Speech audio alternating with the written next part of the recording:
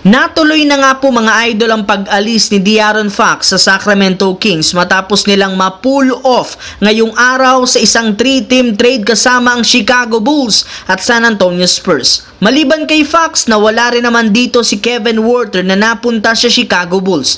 Pero hindi rin naman masyadong nalugi ang Kings dahil bukod kay Zach LaVine, isang role player, nakakuha rin naman sila ng 3 future first round pick at 3 second round pick. Kaya bawing-bawi rin naman ng team sa ginawa nilang trade, lalo pat literal mas lumakas nga daw ang bagong lineup nila ngayon na pinangunahan ng starting 5 na sina Zach LaVine, Malik Monk, DeMar DeRozan, Keegan Murray at si Domantas Sabonis, kung saan hindi sila mauubusan ng opensa. Sasamahan rin naman sila ni Keon Ellis, Trey Lyles, Alex Len, Devin Carter, Doug McDermott at si Jay Crowder. Tama nga ang inyong narinig, reunited sa Sacramento Kings ang duo ni Zach LaVine at DeMar DeRozan. Pero kung kayo mga idol ang tatanungin, sapat na nga ba ang kasalukuyang lineup na ito para mag-compete sa loaded na team sa Western Conference?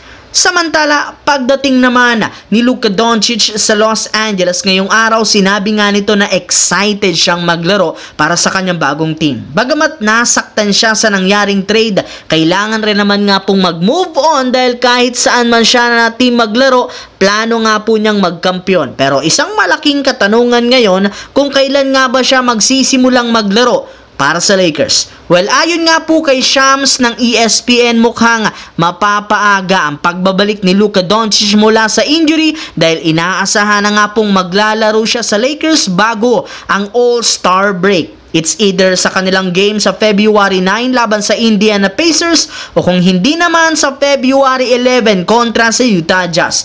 Pareho nga itong home games kaya hindi na nga po niya kailangan pang bumiyahe. And since ilang araw pa siyang natitira dito bago ang debut game, mag-focus muna ito sa pag-recover ng kanyang injury at sa conditioning sa kanyang katawan upang mas maging ready siya para sa Los Angeles Lakers. Sa kabilang banda naman, ayon nga po sa isang insider, pumayag na nga sana ngayong araw ang Chicago Bulls na i-trade pareho sina Zach LaVine at Nikola Vucevic sa Golden State Warriors. Nangyari nga ang kanilang negosasyon bago pa ibigay ng Bulls si LaVine sa Kings sa isang 3-team trade kasama ang Spurs. Maayos nga sana ang usapan ng dalawa, ngunit sa hindi inasahan, bigla nga po itong nag-back out ang Golden State since ayaw nga nitong ibigay sa kanila ang nararapat na kapalit ni Zach LaVine at Nikola Vucevic sa isang trade. Ayaw nga nitong magbigay ng first round pick. Uulitin ko lamang mga idol, ayaw magbigay ng Golden State Warriors ng first round pick.